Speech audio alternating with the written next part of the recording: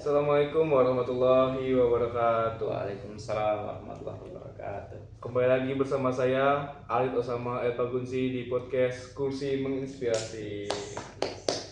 Jadi gini nih Kak, Kursi Menginspirasi ini kita rancang membuat podcast ini biar untuk menginspirasi orang-orang nih Kak, teman-teman. Jadi orang yang duduk di kursi ini diharapkan bisa menginspirasi para penonton. Insya Allah ya. Ya. Karena hari ini menjadi beban kalau seperti itu karena kakak yang diundang di sini ya makanya harus menginspirasi teman-teman. Jadi nanti apapun yang kakak sampaikan semoga teman-teman termotivasi lah. Iya, amin. Oke, sebelumnya dengan kakak siapa? Oke, perkenalkan dulu ya. Ya. Oke, perkenalkan nama saya Abdi Pratama. Saat ini saya sebagai salah satu mahasiswa program studi Strata 1 Pendidikan Matematika di Universitas Bengkulu, tepatnya di Fakultas Keguruan Ilmu Pendidikan. Dan alhamdulillah saat ini saya sudah semester akhir dan insya Allah sebentar lagi ya, karena ini sedang tahap nyusun skripsi juga. Wih, semangat ya kak skripsinya kak. Selalu harus semangat sebagai mahasiswa. Nah, sebelum kakak mengerjakan skripsi ini nih, apakah kakak seorang mahasiswa aktif? Sebenarnya kalau mau dibilang indikator mahasiswa aktif itu banyak ya. Nah, mungkin kalau orientasinya adalah organisasi, ya mungkin kakak nggak bisa menilai diri sendiri nih aktif atau enggak. Cuman kalau ditanya soal organisasi, kakak sudah ya beberapa kali lah bergabung dalam berbagai organisasi, baik di tingkat prodi maupun di tingkat fakultas ataupun di tingkat universitas juga ada. Seperti itu. Lumayan banget nih kakaknya ya. Ya. Menarik banget. Aku penasaran nih kak, awal mula kakak tertarik jadi ikut organisasi itu apa kak? Kok bisa sih kakak pengen itu ikut organisasi? Oke, jadi kak cerita dulu ya. Iya, Sebenarnya kalau organisasi itu kakak udah suka tuh dari SMA sebetulnya. Dulu SMA tuh kita tahu kalau di SMA itu kan organisasi yang diakui itu kan OSIS ya, benar kan ya. iya. Ya walaupun ada kegiatan ekstrakurikuler lainnya seperti pramuka dan lain-lain.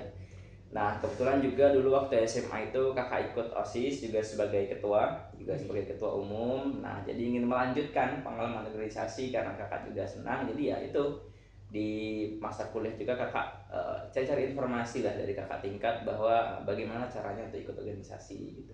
Oke, berarti basicnya kakak ini udah mantep banget ya dalam organisasi ya.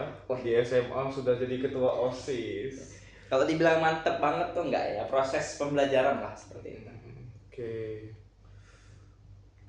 Untuk di semester awal kakak itu berorganisasi apa kak? Untuk memulai nih sebagai mahasiswa baru nih. Oke, kalau di awal-awal dulu ya kakak mungkin sesuai dengan panduan senior sih dulu ya, sesuai dengan panduan senior yang kebetulan satu SMA. Pertama sih mungkin yang kakak ikuti itu dari Hima ya, dulu kita dimakamkan di Hima himpunan mahasiswa itu di tingkat prodi. Kemudian kakak juga ikut untuk pengembangan diri di luar prodi itu kakak di tingkat fakultas kakak ikut di salah satu UKM kegiatan mahasiswa namanya itu FOSI Forum Studi Islam. Dan alhamdulillah di tahun pertama waktu itu kakak diamanahkan jadi sekretaris umum. Wih, tahun pertama udah dapat jabatan lumayan ya. Itu ya karena itu sempat ditawarkan dan kakak juga tertarik karena ya menurut kakak untuk langkah awal itu langkah awal yang cukup baik lah. Nah, untuk setelah kakak jadi sekretaris nih, kakak ada peningkatan lagi nggak nih kak? Ya alhamdulillah setelah jadi sekretaris umum satu periode kepengurusan itu kan 1 tahun, kemudian itu tahun 2021 ya, tahun 2021-2022. Kemudian tahun 2022 itu kakak diamanahkan menjadi ketua umum di organisasi yang sama, di organisasi FOSI itu sendiri. Kemudian oh ya satu lagi kakak di tingkat fakultas itu ikut bukan unit mahasiswa, ini termasuk ormawa, tetapi ini di bidang legislasi, namanya itu DPM. DPM. Dewan Perwakilan Mahasiswa. Nah, jadi kami itu sebagai perwakilan mahasiswa yang fungsinya juga untuk mengawasi lembaga eksekutif seperti BEM gitu. Dan kakak di DPM itu di dalam satu periode kepengurusan itu dimulai dari tahun 2023 itu juga diamanahkan sebagai ketua umum seperti itu. Oke. Selama aktif berorganisasi nih kak, pengalaman apa sih yang bikin kakak bangga mengikuti organisasi itu? Kalau pengalaman yang membuat bangga sebenarnya banyak ya. Nah, mungkin kalau kita mau uraikan ya. Yang pertama, kita itu bisa punya banyak relasi. Ya, itu bisa punya banyak relasi itu termasuk sesuatu yang membanggakan. Karena kalau kita ikut di prodi, kita ikut organisasi di prodi, itu kita bisa mengenal adik atau kakak tingkat kita lintas angkatan seperti itu. Kalau kita ikut organisasi di tingkat fakultas, kita bisa mengenal teman-teman yang dari prodi lain. Kalau kita ikut organisasi yang di tingkat universitas, kita bisa tahu teman-teman kita dari fakultas-fakultas lain seperti itu kan. Kemudian satu yang membanggakan juga bahwa di sana banyak pembelajaran seperti itu, banyak pembelajaran yang kita dapatkan, bahwa ternyata selama ini yang kakak pikir udah dibilang mantap tadi ya, SMA ternyata masih banyak kurangnya gitu. Oh, di organisasi itu ternyata masih banyak kekurangan, sehingga organisasi itu sendiri menjadi wadah pembelajaran bagi kita. Oh, ternyata kemampuan yang selama ini kita anggap cukup masih kurang, masih banyak pembelajaran yang harus kita lakukan gitu, dan itu semua terjawab di organisasi itu sendiri gitu. Menarik juga ya Kak datang mengikuti organisasinya Kak. Saya sebagai mahasiswa baru semester 2 nih jadi semangat nih Kak. Wah ya, harus semangat bagi mahasiswa. Pesan dan kesan dari Kakak ini sangat-sangat bagus sekali ya. Kayak membuka pintu hati untuk berorganisasi. Harus ya. Kalau kakak tanamkan ke diri kakak sendiri sih, sebagai mahasiswa itu organisasi harus ya. Ya, pokoknya itu banyaklah pengalaman yang akan kita dapatkan di sana nantinya. Nah, kakak di sini kan sebagai marbot Masjid Darussalam nih ya kan Kak? Oh iya, kebetulan. Oh ya, belum ini tadi ya, belum sempat perkenalan juga ya tentang tempat tinggal ya. Dari awal kuliah, dari yang awal banget sih, dulu semester 1 kan 2020. Kebetulan waktu itu masih Covid, jadi perkuliahan masih online. Kemudian masuk di semester 2 itu baru ada wacana. Nah, wacananya itu akan offline, jadi kakak mulai cari tempat tinggal yang dekat kampus lah ya. Kemudian itu tadi faedahnya organisasi. Nah, faedahnya organisasi kak cari-cari, ternyata bisa loh kita sebagai mahasiswa itu kan, kita kalau mohon maaf ya kakak, kalau dibilang secara materi itu kurang mampu. Jadi kalau mau ngekos kan masih banyak pengeluaran yang lain seperti itu kan. Sedangkan kakak kuliah pun mengandalkan beasiswa seperti itu ya. Nah, jadi bagaimana sih caranya kita meminimalisir itu? Dan organisasi juga yang mengarahkan kakak untuk menjadi marbot ya. Jadi marbot. Jadi kalau kita tinggal sebagai marbot itu enak. Contohnya kak sebagai marbot di Masjid Darussalam. Kebetulan Masjid Darussalam ini juga terletaknya di Perumnas Unip, lingkungan para dosen kan. Jadi ya kita jadi dekat dengan dosen, ibadah kita terjaga. Nah, itu termasuk faedah, salah satu faedah dari organisasi itu. Karena jalannya dari organisasi juga itu. Wah, mantap banget ya kak. Nah, kakak kan di sini sebagai marbot nih ya kak. Nah, gimana sih ke manajemen waktu kakak untuk mengatur kuliah, organisasi, dan juga tugas kakak sebagai marbot? Oke, ini manajemen waktu ya. Nah, ini juga manajemen waktu itu adalah sesuatu yang harus dimiliki seseorang pribadi ya. Entah itu mau organisasinya banyak, sedikit, bahkan tanpa organisasi pun kita harus punya yang namanya manajemen waktu. Karena waktu itu akan terasa singkat dan terbuang sia-sia kalau nggak kita manage, nggak kita atur. Nah, jadi kakak dulu waktu ikut organisasi itu banyak juga dapat materi dari senior-senior bahwa kiat-kiat manajemen waktu untuk seorang organisator ya, seorang yang aktif organisasi itu, kita harus punya yang namanya skala prioritas. Nah, jadi kalau kakak sendiri, skala prioritasnya itu kita harus bisa mengklasifikasikan kegiatan-kegiatan untuk diri kita sendiri. Jadi kalau kakak itu ada 4 klasifikasi nih, kak jelaskan ya, nggak apa agak panjang ya. Boleh. Jadi ada 4 klasifikasi. Yang pertama itu adalah kegiatan yang penting dan mendesak. Jadi ini nggak bisa ditinggal, penting dan mendesak. Contohnya apa? Salah satunya kuliah. Kalau jangan sampai karena kita ikut organisasi, kita itu nggak masuk kelas saat kuliah, kita nggak ikut UTS ataupun UAS. Ini udah alamat, walaupun kita organisasinya aktif, tapi kalau kegiatan penting dan mendesak seperti tadi contohnya yang kita laksanakan, maka percuma juga gitu. Nah, kemudian yang kedua itu adalah kegiatan penting dan tidak mendesak. Kegiatan penting tidak mendesak itu bisa kita ya kalau dibilang penting kegiatannya. Tetapi kalau kita lihat dari mendesaknya kurang mendesak, tidak mendesak ya, jadi bisa ya kita pertimbangkan lagi seperti itu. Kalau dibandingkan dengan penting mendesak tadi ya, kalau dalam kegiatan yang bersamaan kita utamakan yang penting dan mendesak. Kemudian ada yang kegiatan tidak penting tapi mendesak. Kegiatan tidak penting tapi mendesak.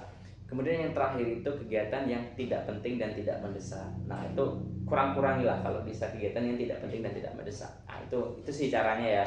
Supaya apa? Supaya kuliahnya terjaga, nilai kita aman, organisasi kita jalan, dan juga khusus untuk kakak ya dan teman-teman juga mungkin yang pengen jadi marbot juga nanti tinggal di dekat kampus itu ya seperti itu kiat-kiatnya gitu. Oke, jadi begitu ya Kak cara memanage waktu ya. Ya. Saya nih sebagai mahasiswa baru nih kan saya langsung terjun ke BEM nih ya Kak. Bagus sekali itu. Langsung terjun ke BEM. Nah, tapi saya ini gimana ya Kak? Saya sering menyepelekan waktu, masih menyepelekan waktu antara tugas kuliah dan juga tugas dari organisasi tersebut Kak. Gimana sih Kak caranya biar waktu kita tuh tidak terlalu mepet untuk mengumpulkan tugas tersebut Kak? Oke, jadi bagusnya kalau ada tugas itu kita buat komitmen sama diri kita sendiri. Saat ada tugas, mulai kita kerjakan tidak lebih dari 5 menit saat tugas itu diperintahkan. Nah, contohnya nih, ada tugas kita kuliah nih, kita kuliah misal kita kuliah ada tugas disuruh apa, review jurnal, ada tugas mengerjakan soal. Itu kalau bisa, kalau tidak ada mata kuliah lain, langsung ajak teman-temannya pulang kuliah tuh langsung kerjakan. Jadi nanti nggak sampai mepet deadline seperti itu. Jadi nanti kalaupun udah selesai kuliah ada agenda organisasi, ada tugas organisasi, bisa langsung dikerjakan juga. Jadi jangan sampai nunggu. Kita kan biasanya gini, ada tugas nantilah waktu datanya masih sekian jam. Nantilah datanya masih sekian menit. Jadi lama-lama berlarut sehingga waktu datanya mepet kan. Itu jangan sampai. Sesepele apapun tugasnya, sekecil apapun tugasnya, sesedikit apapun tugasnya, kerjakan sesegera mungkin sejak tugas itu diperintahkan. Terima kasih Kak, sudah sangat menyentuh sekali ya penjelasannya. Nah, dan juga ada nih dari teman-teman nih Kak, mereka ini seperti yang dari 4 opsi yang Kakak berikan tadi nih. Di malam itu dia bingung tugasnya untuk apa organisasi itu deadline-nya besok. Besok. Sedangkan dia besok ada UAS. Nah, sama-sama mepet nih Kak. Gimana tuh Kak? Kita harus memilih apa dulu nih? Oke, kalau dilihat pilih apa dulu ya. Kita lihat yang penting dan mendesak. Kalau kakak pribadi ya, kalau kakak pribadi akan kakak utamakan UAS. Karena kenapa? Yang kita bicara organisasi nih. Organisasi itu adalah sekumpulan beberapa orang. Jadi ya kita bisa tolong dulu lah. Karena kalau kita ditugaskan sesuatu, pasti kita dalam bidang tertentu. Dalam bidang tertentu itu nggak mungkin orangnya cuma satu. Jelaskan aja baik-baik sama teman. Minta tolong teman yang satu bidang, tolong dong. Saya besok UAS nih. Kalau nggak UAS nih nilai saya nanti kayak gini. UAS kan penting. Nah jadi tolong dong handle dulu tugas saya sebisa kamu. Nanti kalau setelah saya selesai UAS atau setelah saya belajar UAS, nanti saya review lagi, kalau ada yang kurang nanti saya tambahkan. Jadi gitu. Kalau menurut kakak yang penting dan mendesak itu UAS-nya. Ya, tugas-tugas organisasi itu ya kita minta tolong dulu teman untuk handle sementara seperti itu. Oke. Pertanyaan saya sudah dijawab dengan bagus-bagus nih sama kakaknya ini. Alhamdulillah. Kak, ada nggak sih pesan dan kesan untuk mahasiswa yang malas berorganisasi nih Kak? Sebagai penutup dari podcast kita hari ini. Oke, jadi yang pertama hilangkan kata malas ya. Itu malas itu malas apapun organisasi, bangun pun kalau awalnya ada kata malas itu pasti nggak bangun dari tidur. Jangan kamu aktivitas yang lain, bangun aja nggak bisa kita kan. Oke, yang pertama hilangkan kata malas. Kemudian apa? Kenali diri kita sendiri gitu. Kenali diri kita sendiri supaya apa? Supaya juga nanti walaupun kita gabung organisasi, kita kuliah tetap bisa menjalankan keduanya dengan baik gitu. Jangan sampai nanti ya bertele-tele dan juga kita jadi keteteran kan antara organisasi dan kuliah seperti itu.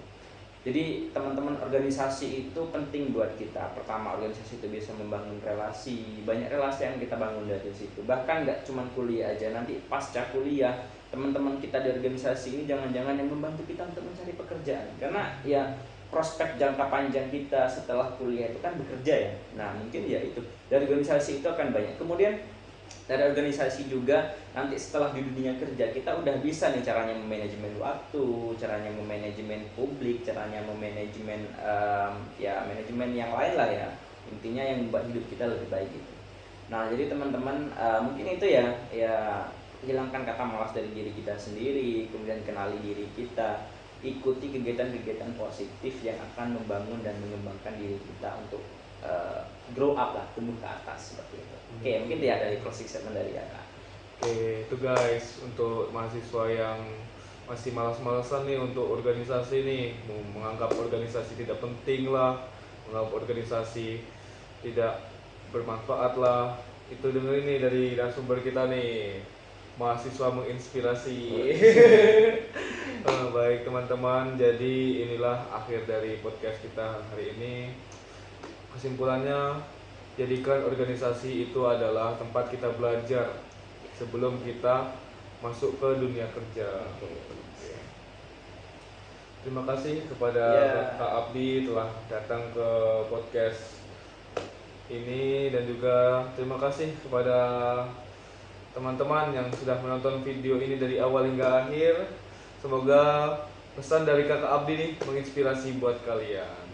Semoga kalian setelah menonton video ini melek untuk ikut organisasi. Oke. Demikianlah podcast Kursi Menginspirasi ini.